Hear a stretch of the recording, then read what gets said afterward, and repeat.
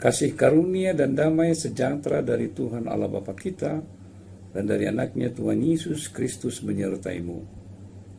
Amin.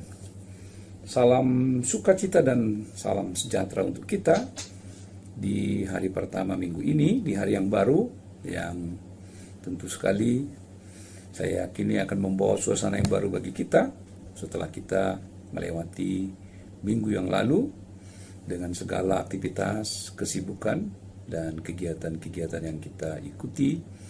Dan kita bersyukur kepada Tuhan karena kita telah dihantar kepada hari yang baru. Dan di musim libur ini kita tentu sangat memerlukan Tuhan, supaya Tuhan yang hadir memimpin hidup kita, memakai waktu kita dengan baik dalam pertolongan Tuhan Allah yang sungguh-sungguh pemurah dan penuh kasih. Karena itu marilah kita mempersiapkan hati kita untuk mendengarkan firman Tuhan. Ayat harian kita pada hari ini, Senin tanggal 2 Mei tahun 2022, diambil dari 1 Korintus 1 ayat 21. Oleh karena dunia dalam hikmat Allah tidak mengenal Allah oleh hikmatnya, maka Allah berkenan menyelamatkan mereka yang percaya oleh kebodohan pemberitaan Injil. Demikianlah firman Tuhan. Abang Inam dan saudara-saudari yang dikasihi oleh Tuhan, kita melihat dalam teks kita di pagi hari ini, sedikit akan memberikan sebuah kejutan tentang polemik yang terjadi di tengah-tengah jemaat Korintus. Kita tahu memang jemaat Korintus terdiri dari berbagai grup atau kelompok yang berasal dari berbagai latar belakang yang berbeda-beda. Ada yang datang dari latar belakang budaya Yunani, dan ada yang berlatar belakang dari budaya Keyahudian. Tentu sekali mereka memiliki cara berpikir sendiri-sendiri. Mereka memiliki pemahaman sendiri-sendiri yang dianggap sebagai sebuah kebenaran yang telah mereka yakini dapat menjadi salah satu tanda kekhasan mereka masing-masing. Tentu hal ini tidak dapat disalahkan, karena kita pun sebagai orang Batak ataupun yang berlatar belakang dari kebudayaan lain, tentu memiliki kebanggaan tersendiri dengan cara pandang, cara hidup, ya, dan berbagai sifat yang kita warisi bergenerasi, dan tentu itu merupakan sebuah keunikan yang merupakan kekayaan dalam kehidupan kita. Dan di kota Korintus, sebagai kota kebudayaan yang begitu padat, begitu terbuka, dan kota yang sangat majemuk, tentu sekali segala kebudayaan, segala nilai-nilai hidup itu juga masuk mempengaruhi kehidupan masyarakat. Terutama sekali dalam konteks nats kita ini, berbagai pandangan-pandangan filosofi telah berkembang secara luas pada waktu itu. Orang-orang telah terbiasa berpikir secara filsafat, berpikir dalam logika-logika, dalam argumen-argumen yang selalu diikuti oleh penjelasan-penjelasan dan pembuktian-pembuktian yang masuk akal, yang dapat dipahami secara logis. Dan tentu sekali ini bukan sesuatu yang salah, tetapi kalau itu dibenturkan dengan hikmat Tuhan, yaitu hikmat salib, ini yang menimbulkan sesuatu yang mengakibatkan terjadinya perbedaan dan mengakibatkan Paulus dengan sebuah niat yang baik ingin meluruskan, memberikan sebuah pandangan yang benar, memberikan sebuah jawaban terhadap dilema atau kekisruhan yang sedang terjadi di tengah-tengah jemaat itu. Dan penjelasan ini ingin memberikan kepada jemaat Korintus sebuah perspektif, sebuah sudut pandang, sebuah pengertian yang dikembalikan kepada Injil Kristus, yaitu Injil salib itu sebagai hikmat yang tertinggi. Karena sebagian orang, terutama mereka yang berasal dari golongan orang-orang Yunani, mereka yang telah dianggap sebagai pemikir-pemikir, golongan-golongan yang telah memiliki penghargaan yang tinggi terhadap filsafat, menganggap bahwa Injil salib itu adalah sebuah kebodohan. Mereka menganggap kematian Yesus itu adalah sebuah kebodohan karena juru selamat Tuhan lalu direndahkan. Tuhan yang semestinya berdaulat tetapi sungguh-sungguh dalam ketaatan, dalam ketundukan, dia mengorbankan hidupnya, bahkan dia direndahkan dengan pengorbanan yang begitu luar biasa. Paulus ingin mengingatkan jemaat bahwa Injil salib itu adalah hikmat Allah yang akan membawa manusia kepada keselamatan. Sebab apapun ceritanya dengan filsafat, pengetahuan yang berkembang, itu tentu akan dibatasi oleh waktu. Karena filsafat dan ilmu pengetahuan itu adalah budaya yang terus akan berkembang.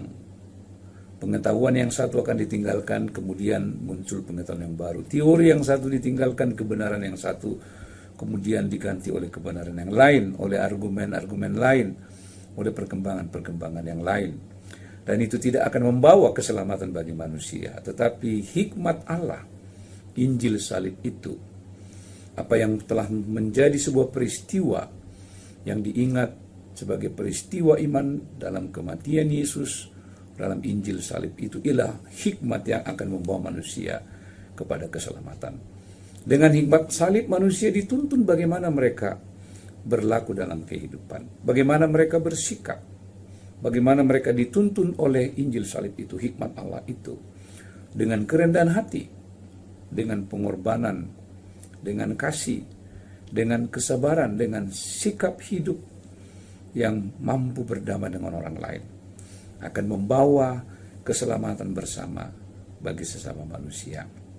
Itulah yang ingin dikatakan oleh Paulus, supaya jemaat di Korintus dan kita yang saat ini mendengar firman Tuhan, kita jangan menyepelekan, menganggap remeh, merendahkan makna hikmat Allah dalam Injil Kristus itu, dalam peristiwa iman di mana Yesus yang telah mengorbankan dirinya, mengajarkan dan memberikan sebuah nilai-nilai kehidupan Kristen yang hakiki bagi kita.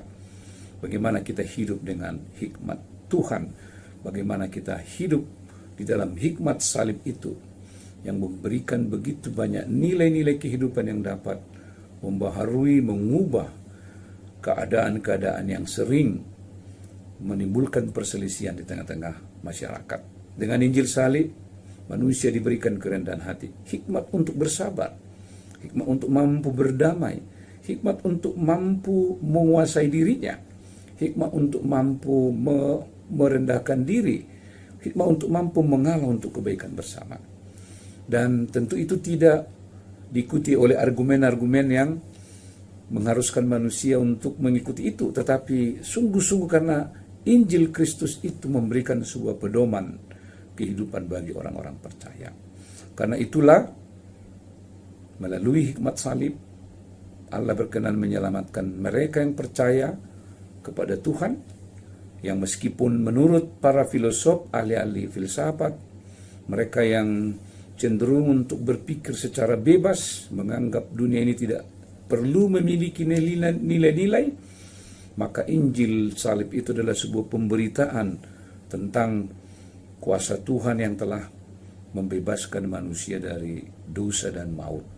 Karena itu marilah kita hidup dengan hikmat Allah, hikmat dari surga, yang menuntun hidup kita untuk selalu dibaharui di dalam segala kehidupan kita, dalam realitas pergaulan di tengah-tengah keluarga, di tengah-tengah masyarakat, terutama di tengah-tengah gereja. Dengan hikmat Allah itu, kita dituntun untuk hidup dalam persekutuan kasih, persekutuan yang mampu untuk merawat kebersamaan yang mampu untuk merawat roh tolong menolong, yang mampu untuk merawat roh yang saling mengampuni dalam hal apapun yang terjadi dalam interaksi bersama kita di tengah-tengah sebuah jemaat. Kiranya hikmat Allah, Injil salib itulah yang menjadi dasar kehidupan iman kita, yang menuntun kita dalam segala kehidupan kita sehari-hari. Tuhan Yesus menguatkan kita semua.